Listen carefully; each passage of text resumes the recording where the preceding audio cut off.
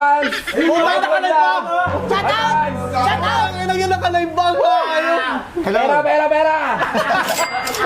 Takin na. Ito, Bakit boss. ito palang ginawa niyo, boss? Kasi hindi kayo kumikita sa pagliligtas. Hindi, wala na kami niligid sa pagliligtas.